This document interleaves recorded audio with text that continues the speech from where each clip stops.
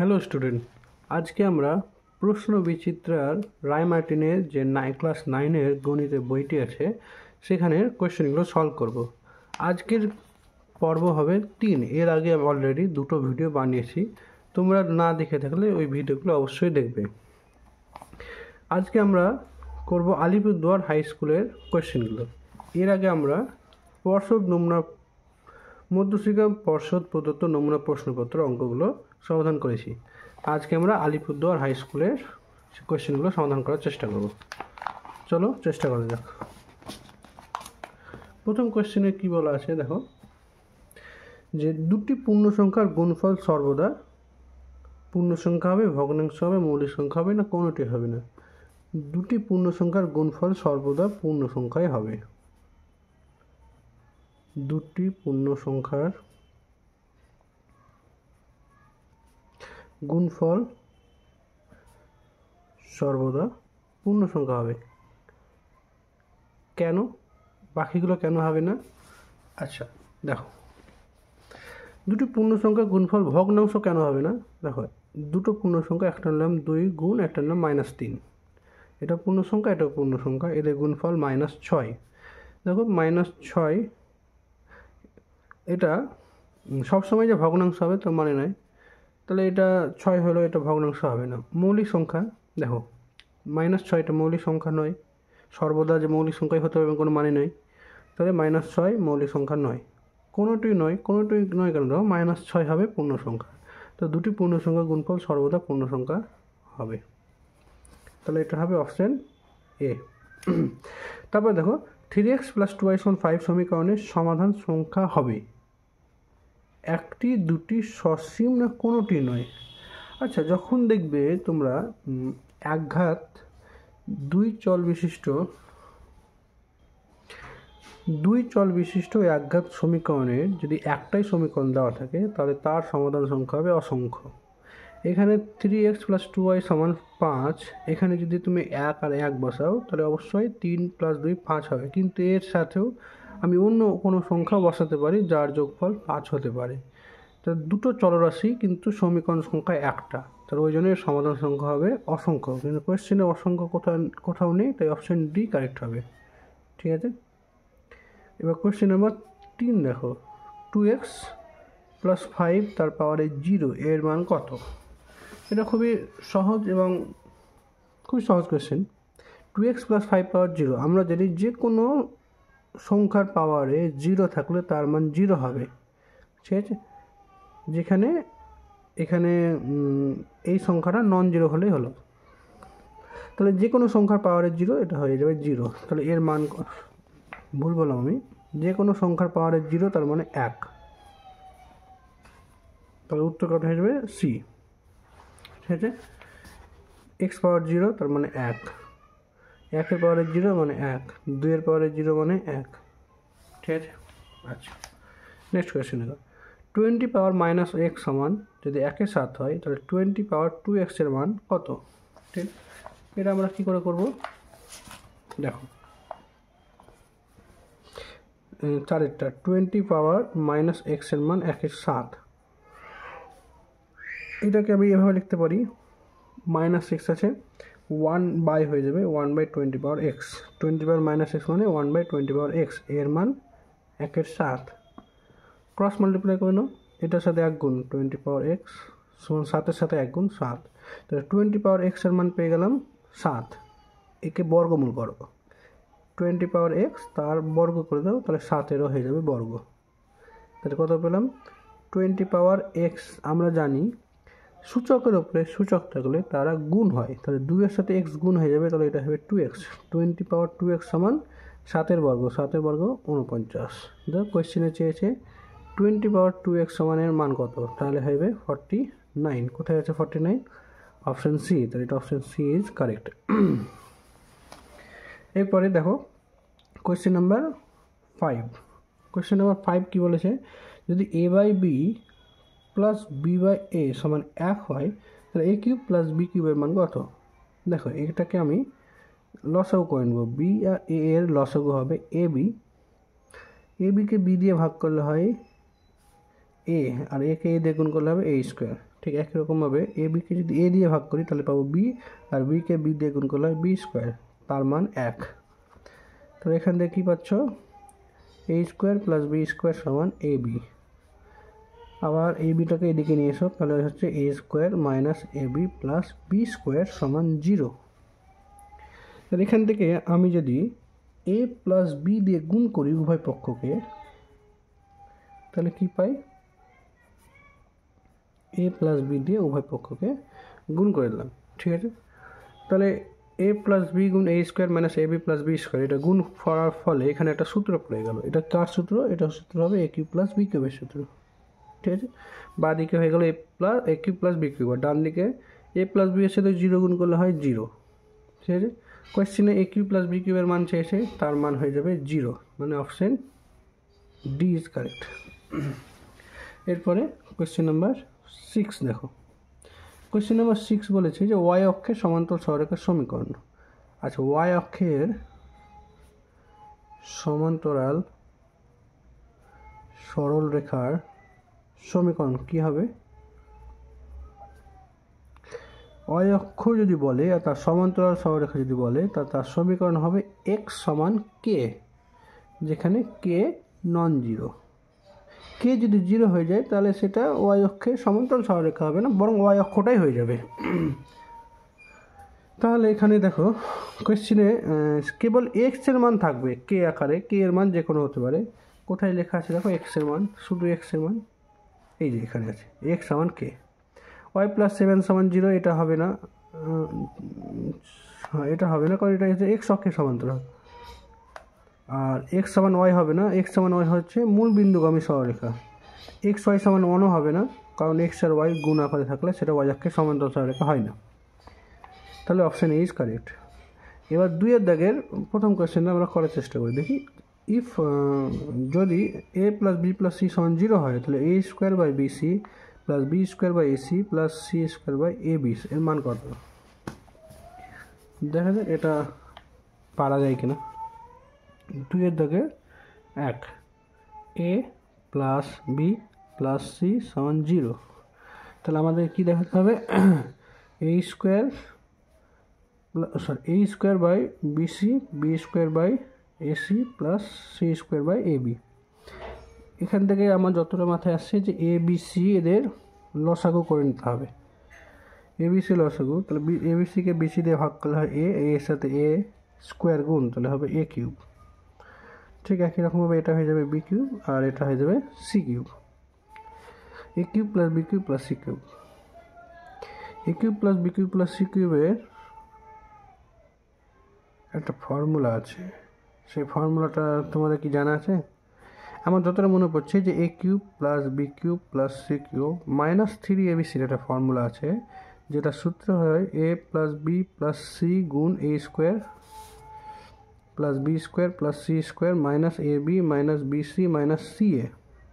ঠিক আছে, এখান থেকে যদি A plus B plus C 0 হয়ে যায় তাহলে A plus B plus C যদি 0 হয়, আমরা এখান থেকে আমরা জানি যে A cube plus B cube plus C cube minus 3abc সমান 0 হয়। তার মানে A cube plus B cube plus C cube সমান হয়ে যায় 3abc।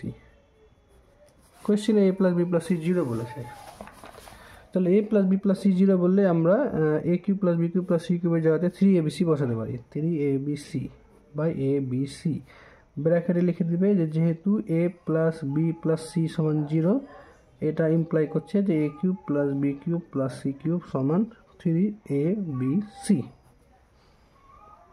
তাহলে এবিসি ক্যান্সেল, থাকবে শুরু 3। আচ্ছা, এটা একটু ইলাবোরেট যদি করি, দেখো A cube plus B cube plus C cube minus 3abc এর সূত্র হয় A plus B plus C গুণ A square B square C square minus A B minus B C minus C A. যেহেতু A plus B plus C সমান 0, এখান থেকে কী পাচ্ছ, এটা 0, তাই 0-র সাথে যাই গুণ করো 0 হয়ে যায়, তাহলে এই বাদিকে পুরো পার্টটা সমান হয়ে যাবে 0। তাহলে A cube plus B cube plus C cube minus 3abc সমান 0। তো এখান থেকে আমরা কী পাচ্ছি, A cube plus B cube plus C cube সমান মাইনাস 3abcকে ওইদিকে নিয়ে যাও, তাহলে হবে 3abc। যদি a plus B plus C 0 হয় তাহলে a cube plus B cube plus C কিউবের মান হবে 3abc। ওই জন্য অঙ্কটা এভাবেই দেওয়া আছে। আচ্ছা, নেক্সট কোয়েশ্চেন।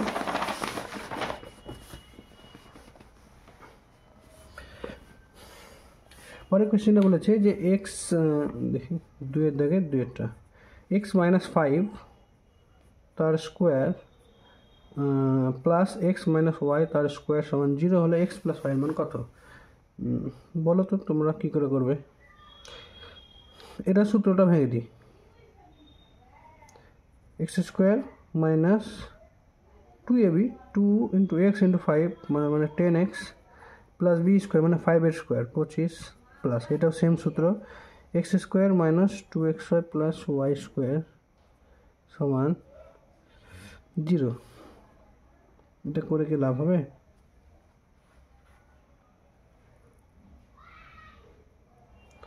তাহলে 2x স্কোয়ার, এটা করে কোনো লাভ হবে না।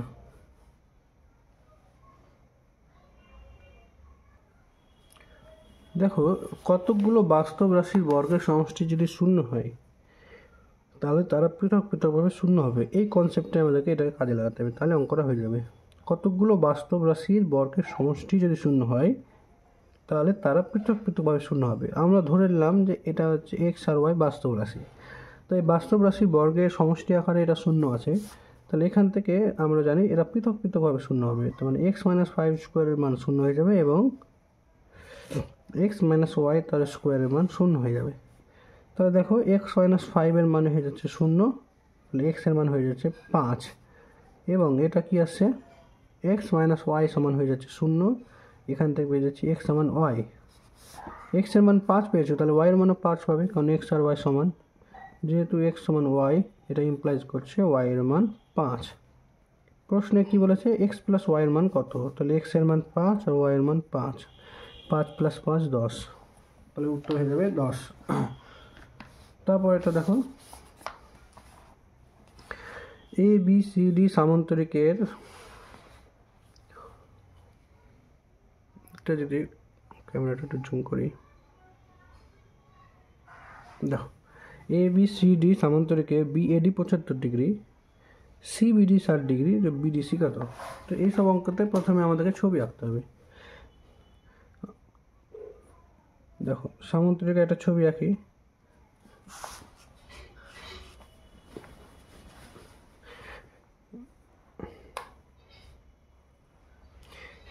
এ বি সি ডি সামান্তরিকের বিএডি 75 ডিগ্রি, বিএডি মানে এই কোণটা হচ্ছে 75 ডিগ্রি, ঠিক আছে। আর কি দেওয়া আছে সিবিডি, কোনটা সিবিডি? সিবিডি মানে এটা,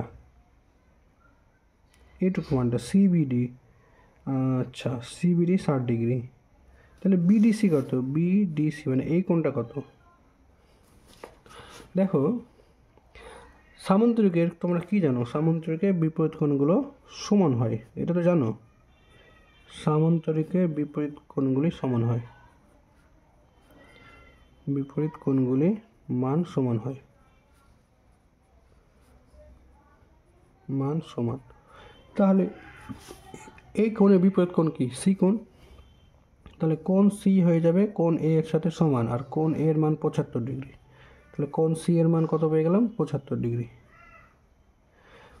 কোণ সি এর মান 75, কোণ এই কোণটার মান 60 ডিগ্রি, আর এই কোণটার মান কত হবে? একটা ত্রিভুজের 3টে কোণের মান 180 ডিগ্রি। তুমি তো দুটো কোণ পেয়ে গেলে, তাহলে এই তৃতীয় কোণটা অবশ্যই পেয়ে যাবে 180 থেকে বিয়োগ করবে এই দুটোকের যোগফলের সাথে, তাহলে এই কোণটার মান কত? কোণ বিডিসি সমান 180 ডিগ্রি মাইনাস এই কোণ সি কোণটা আর এই কোণটা, এটার নাম হচ্ছে সিবিডি, ঠিক আছে।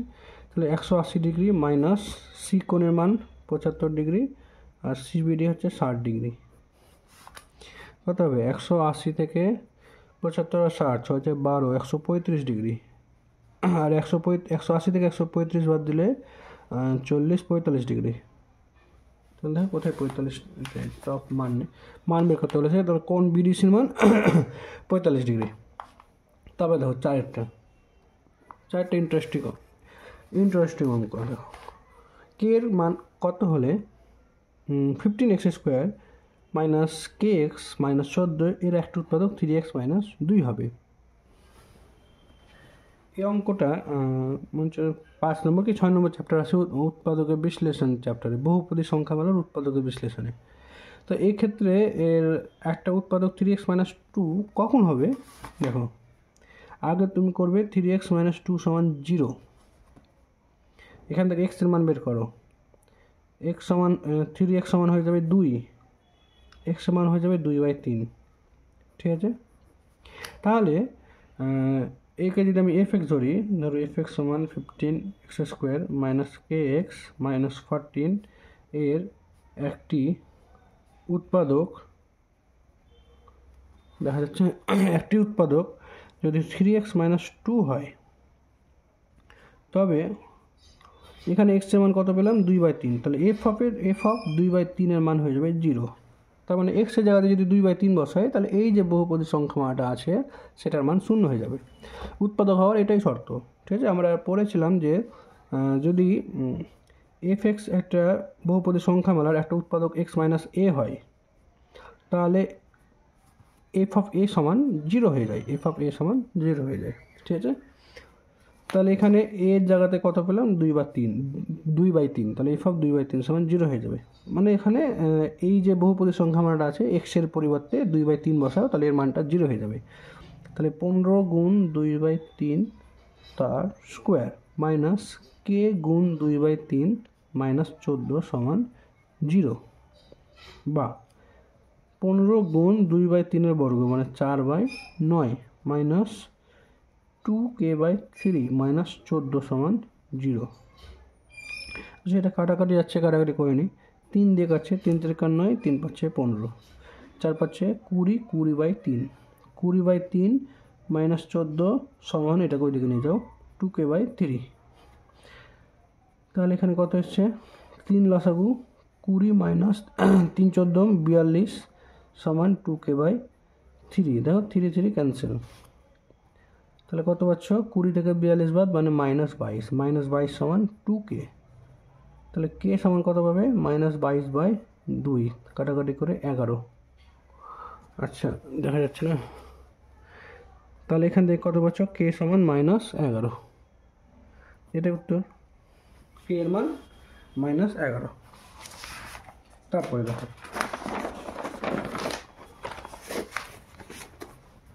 তারপরে কোশ্চেনে কি বলেছে, 5টা কে এর কোন মানের জন্য এই এবং এই যে সমীকরণ দেয় কোনো সমাধান থাকবে না। এটা হচ্ছে লেখচিত্রের অঙ্ক, খুব সহজ অঙ্ক, সমাধান চেক করার নিয়ম। সমীকরণ দুটো লেখো, 5 2x প্লাস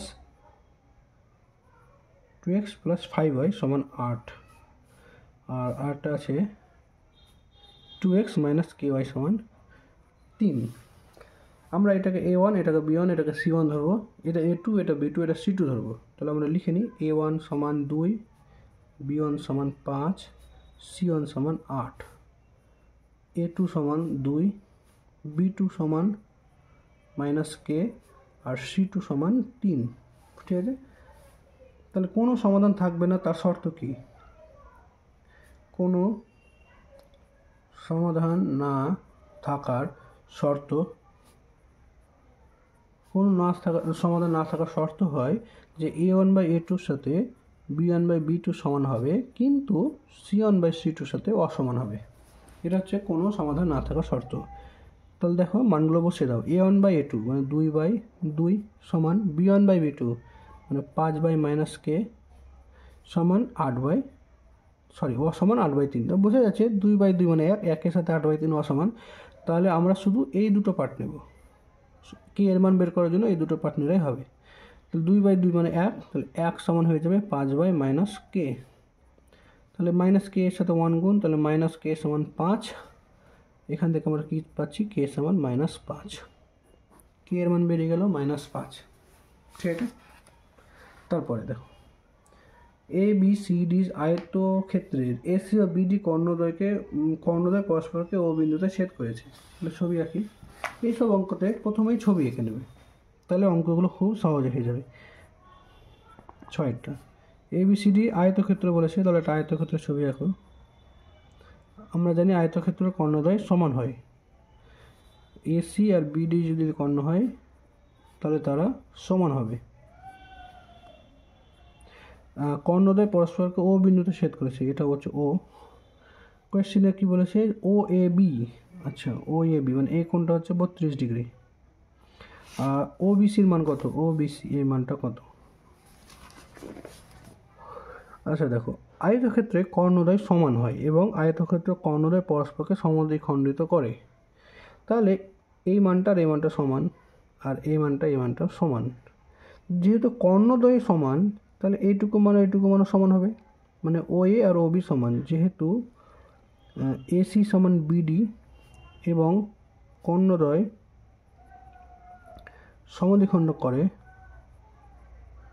সমদ্বিখণ্ডিত করে, অতএব কি জানি? OA সমান OC এবং OB সমান OD। ঠিক আছে, তো এখান থেকে আমরা বলতে পারি যে OA সমান OB। ঠিক আছে, আর আমরা জানি যে এটা যদি ত্রিভুজ ভাবো OAB, এই ত্রিভুজের যদি দুটি বাহু সমান হয় তাহলে তাদের বিপরীত কোণও সমান হবে। তাহলে এই বাহু আর এই বাহু সমান, তাহলে এদের বিপরীত কোণ, তাহলে O এর বিপরীত কোণ হচ্ছে এই কোণটা, আর OBর বিপরীত কোণ হচ্ছে এই কোণটা, যেটা মানে 32 ডিগ্রি আছে। তাহলে এটা যদি 32 হয়, এটাও 32 ডিগ্রি হবে। তাহলে এখানে বলবে যে OBC সমান OAB, আর এদের মান 32 ডিগ্রি। ঠিক আছে, বাহু সমান হলে তাদের বিপরীত কোণও সমান হবে। এখানে এই লজিকটা কাজে লাগছে। আর কাজে লাগছে যে আয়তক্ষেত্রের কর্ণদ্বয় সমান, আয়তক্ষেত্রের কর্ণদ্বয় পরস্পরকে সমদ্বিখণ্ডিত করে। যেমন এইটুকুটা সমান, এইটুকুটা সমান। আর যেহেতু কর্ণদ্বয় সমান, তাহলে এদের সমদ্বিখণ্ডক যেগুলো ছোট ছোট অংশ OA আর OB এরাও সমান হবে। এবার সাতেরটা দেখো, 1 7 ও 2 7 মধ্যে একটি অমূলক সংখ্যা নির্ণয় করো। 2 দাগে 7 1 7 একে তুমি দশমিকে প্রকাশ করো। প্রথমত দেখো, এটা হচ্ছে একটা মূলদ সংখ্যা, আর মূলদ সংখ্যার দশমিক বিস্তার হয় সসীম অথবা অসীম আবৃত সংখ্যা। তো দেখা যাক এটা অসীম আবৃত সংখ্যা হবে, কারণ আগের ভিডিওতে আমি বলেছিলাম যে কোনো ভগ্নাংশের হরের উৎপাদক কেবলমাত্র 2 বা 5 থাকে, তাহলে এদের দশমিক বিস্তার হয়ে যাবে সসীম। যদি 2 বা 5 না ছাড়াও অন্য কোনো সংখ্যা থাকে, তাহলে সেটা হবে অসীম আবৃত দশমিক সংখ্যা। এটা হয়ে যাবে অসীম আবৃত দশমিক সংখ্যা। দেখো 7 আছে, এখানে 2ও নয় 5ও নেই, তাহলে এখানে অসীম আবৃত হবে। দেখা যাক কী করে করা যায়। ভাগ করো, 7 কে 7, 3 বিয়োগ হবে 0, 4 7 28, 2 নম্বর 0, 7 2 14, 6 নম্বর 0, 7 8 56, 4 নম্বর 0, 5 7 35, 5 নম্বর 0, আর লিখবো না আমরা। তাহলে 1/7কে ভেঙে কত পেলাম? 0.14285, আর ডট ডট ডট মানে এরকম যেতে পারে। আর 2/7কে ভাঙলে 2 দিয়ে গুণ, তাই না? 0.284 ডট ডট ডট। তাহলে এদের মধ্যে যদি আমি অমূল সংখ্যা বের করি, তাহলে সেই অমূল সংখ্যা 0.14 এবং 0.28 মিডলেই থাকবে। তাহলে এদের মিডলে বা মধ্যবর্তীতে অমূল সংখ্যা কত হবে? সেটের 2/7 মধ্যে একটি অমূল সংখ্যা, অনেক বের করা যাবে, একটি যদি আমরা বের করি অমূল সংখ্যা, সেটা হবে 0.16 দিয়ে দাও। তাহলে দেখো 0.16, 0.14, 0.28 মিডলে মধ্যে আছে। তাহলে আমরা লিখতে পারি 0.16, 166, 166 ডট ডট ডট ডট। তাহলে এইটা হচ্ছে এটা অমূল সংখ্যা। দেখো অমূল সংখ্যার দশমিক বিস্তার কী হয়? অসীম অনাবৃত্ত হয়। তাহলে এটা দেখো অনাবৃত্ত মানে নন রিপিটেড, এটা দেখো একটাও রিপিট হচ্ছে না। 1 6 তারপরে আবার 16 থাকা উচিত, তবে তো রিপিট হবে। 166 আছে, তা রিপিট হচ্ছে না। 1666 আছে, রিপিট হচ্ছে না। তো এরভাবে দেখো এই সংখ্যাগুলো হচ্ছে অসীম অনবৃত্ত দশমিক সংখ্যা, আর এটাই হয় অমূল্য সংখ্যার দশমিক বিস্তার। ঠিক আছে। সংখ্যা রেখার সাহায্যে √5 স্থাপন, এটা আমি যদি এমনি হালকা করে তোমাকে বুঝিয়ে দিই খাতায় কী করে করবে। দেখো তোমরা পেন্সিলের সাহায্যে, স্কেল পেন্সিলের সাহায্যে চেষ্টা করবে। এটা 0, ধর এটা 1, এটা 2 নিলে, ঠিক আছে। তো প্রথমে √5কে ভাবো যে √5কে লিখতে গেলে কত লিখবে। প্রথমে 5কে দেখো, 5 মানে কত, 2 এর স্কোয়ার প্লাস 1 এর স্কোয়ার। তার মানে একবার 2 নেব, একবার 1 নেব। তাহলে এখান থেকে তুমি এক কাজ করো, 2 ঘর নাও। এই 2 ঘর নিয়ে এখানে 90 ডিগ্রি করো, 60 ডিগ্রি, 120 ডিগ্রি করে 90 ডিগ্রি। 90 ডিগ্রি নেওয়ার পর এই এক মাপটা স্কেলের সাহায্যে এখানে নাও। তো এটা হচ্ছে 1 ঘর, এইটা পুরোটা হচ্ছে 2 ঘর, ঠিক আছে। এটা 1 ঘর। এবার তুমি যদি 0 থেকে এই বরাবর এটাকে জুড়ে দাও, তাহলে এটা কি হবে, এটা যদি লম্ব হয়, এটা ভূমি হয়, তাহলে এটা অতিভুজ। তাহলে লম্ব স্কোয়ার প্লাস ভূমি স্কোয়ার সমান অতিভুজ স্কোয়ার। তাহলে এটা হয়ে যাবে অতিভুজের স্কোয়ার, তাহলে অতিভুজের মান কত হবে, √5। তাহলে এটা হয়ে গেল √5, ঠিক আছে। একে যদি সংখ্যা রেখায় বসাও, তাহলে এই মাপটা নেবে কাটা কম্পাসে, বা যেটা আমরা রুল কম্পাস বলি। রুল কম্পাসে এটা এখানে মাপ নিয়ে এইভাবে বসিয়ে দেবে, মানে একটা চাপ নিয়ে নেবে এখান থেকে, এই মাপটা নিয়ে এখান থেকে একটা চাপ নিয়ে নেবে। এই চাপটা যেখানে আসবে সেটাকে পি বিন্দু দিয়ে নাও, আর এটা হয়ে যাবে √5-এর সংখ্যা রেখায় অবস্থান, ঠিক আছে। এটা করবে খুব সহজ।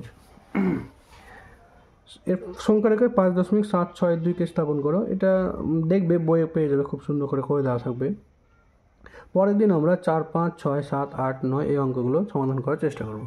ভিডিওটি ভালো লাগলে অবশ্যই চ্যানেলটিকে সাবস্ক্রাইব করে নেবে এবং লাইক কমেন্ট করতে ভুলবে না। Thank you for watching.